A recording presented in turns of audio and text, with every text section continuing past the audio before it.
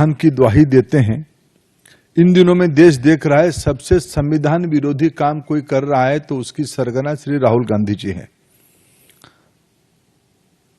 Congress party की दिशाहीनता की और उनकी ये दुविधा बन चुकी है। एसआईआर, चुनाव आयोग, चुनाव की प्रक्रिया आज एक दुनिया में सिद्ध व्यवस्था बन चुकी है। एसआईआर पहली बार नहीं हो रहा है। हर एक राज्य में राष्ट्रीय स्तर पे चुनाव आयोग की एक नियमित प्रक्रिया है।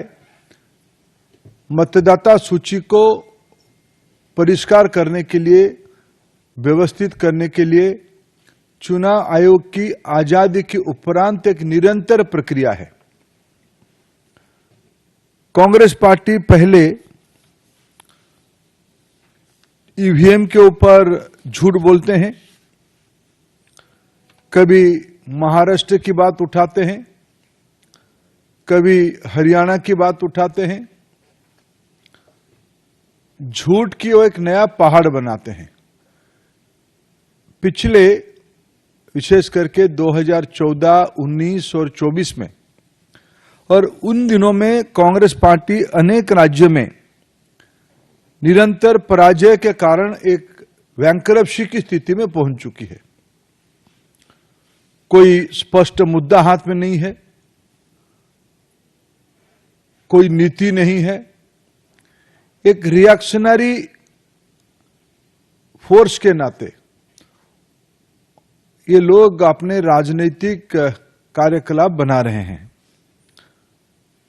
पहले इन्होंने ईवीएम को मुद्दा बनाया था, फिर राफेल पे झूठ बोले, फिर सीमा के ऊपर चाइना के साथ हमारी डिस्प्यूट को चाइना के साथ दिए, भारत की सेना को, भारत की संप्रभुता को इन्होंने प्रश्न उठाया, जिसके बारे में न्यायपालिका ने शायद आजाद भारत में कोई राजनीतिक व्यक्तित्व के ऊपर इतनी कटु टिप्पणी दिया होगा कि आखिर बताओ आप है किसके साथ हो।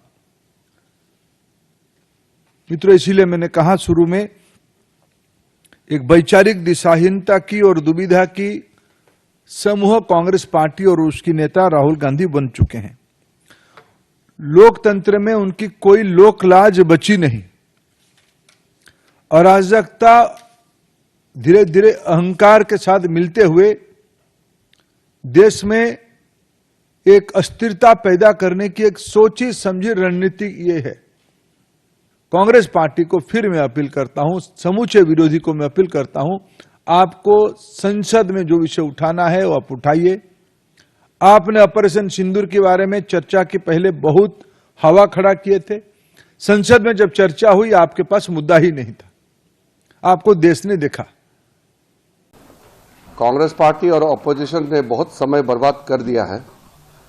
अब हम देश का समय और पार्लियामेंट का समय को और बर्बाद होने नहीं देंगे। तो सरकार महत्वपूर्ण बिल को पारित करना चाहते हैं। आज हम इम्पोर्टेंट बिल्स दोनों लोकसभा राज्यसभा में हम पारित करेंगे। एक आदमी का नासमझ और एक परिवार का वजह से देश इतना नुकसान नहीं झेल सकता है। पार्लियामेंट को रैंसम में नहीं रख सकता है। ऑपोजिशन के भी कई एमपीज ने आकर के बताया कि वो मजबूर है, उनका नेता जबरदस्ती हंगामा करने देते हैं।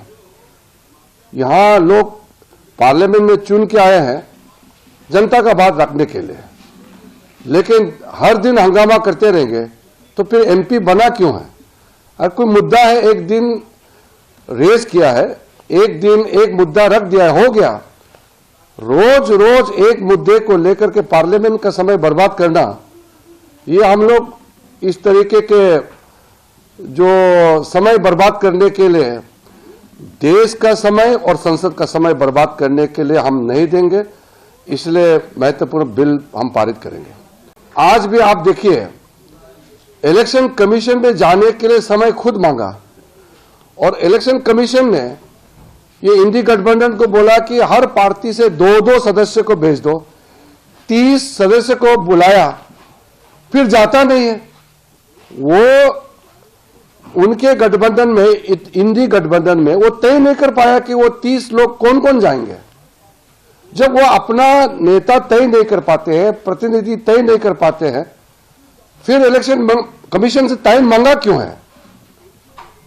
अब वो खरगे जी बोल रहे हैं कि सारा अपोजिशन मेंबर जो वीआईपी है, तो 150 लोग क्या इलेक्शन कमीशन का चेयरमैन कमिश्नर का रूम में 150 लोग घुसेंगे क्या?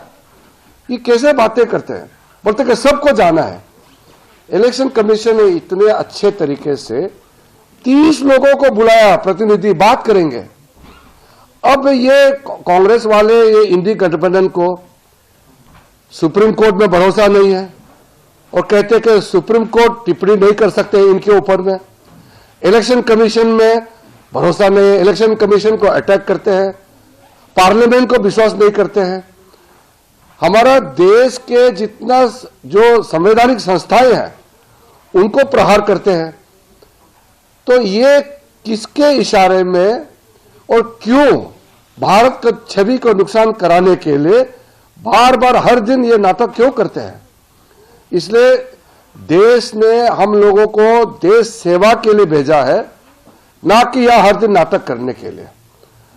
हम लोग अपोजिशन को हम लास्ट फिर अपील करते हैं, हम बिल पारित करेंगे, आप चर्चा में हिस्सा लीजिए। कल को मत बोलिए कि उनको चर्चा में बोलने नहीं दिया, माइक बंद कर दिया। ये फिर झूठ बात फैलाना नहीं है, क्योंकि हम बार बार रिक्वेस्ट कर रहे हैं कि इंपॉर्टेंट बिल्स में हम चाहते हैं कि सब एमपी बोले, सब पार्टिसिपेट करना चाहिए, अपना मत जाना चाहिए। अमेंडमेंट आप डाल सकते हैं, अपना व्यू रख सकते हैं, आप डाइसेंट नोट दे सकते हैं, आप हमारे सरकार का पक्ष को आप नकार सकते हैं, आपका राइट है।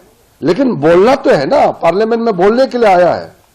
तो मैं आपके माध्यम से आज फिर अपना नाराजगी में जताना चाहता हूं कि आज यह हंगामा करके इलेक्शन कमीशन में जा करके फिर वहां भी हंगामा करके अब इलेक्शन कमीशन को अटैक कर रहे हैं। बुलाया, खुद आया नहीं है, फिर इलेक्शन कमीशन को गाली देते रहते हैं दिन भर। ऐसा मत कीजिए। आप इलेक्टेड लोग हैं, चुने हुए प्रतिनिधि हैं, थोड़ा अपना रेस्पॉन्सिबिलिटी का समझिए।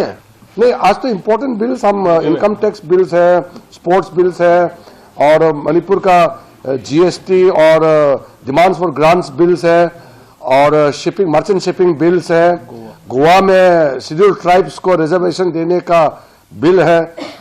काफी बिल, इंपॉर्टेंट बिल्स आज लगे हुए हैं। हम अब बर्दाश्त नहीं कर सकते हैं। देश का जो हम लोगों के ऊपर जिम्मेदारी दिया है, हम लोग जिम्मेदारी निभाएंगे। सर, टीएमसी सांसद है सुष्मिता देव, वो ये कह रही हैं इलेक्शन कमीशन को लेकर लातों के भूत बातों से नहीं मानते। ये लोग संविधान को ही नहीं मानते हैं, संविधान को किताब पकड़ते हैं, संविधान को नहीं मानते हैं। एक पार्टी, एक फैमिली और एक व्यक्ति का मनमानी जो करता है वो संवैधानिक हो ही नहीं सकते। वो डेमोक्रेसी में वो लोग संविधान में विश्वास नहीं करते हैं।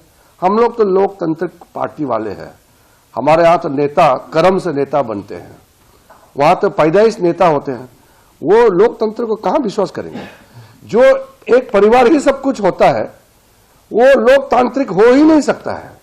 इसलिए मूलभूत उनके सोच में डेमोक्रेसी का बारे में कोई विश्वास ही नहीं है। ये लोग, एक आदमी पैदा से ही वो मालिक सोचते हैं अपने आप को, देश और पार्टी को पूरा ठोपता है वो। ऐसा कोई हो सकता है कि आप पार्लियामेंट्री डेमोक्रेसी में आपका बोलचाल, आपका काम, आपका ओवरऑल जो आपका विश्वसनीय जो आप प्राप्त कर सकते हैं, तभी आप नेता बनना चाहिए। पैदा होते ही वो नेता समझते हैं अपने आप को और देश का मालिक समझते हैं। वो कहाँ डेमोक्रेसी और कहाँ संस्थाएं को वो वैल्यू करेंगे?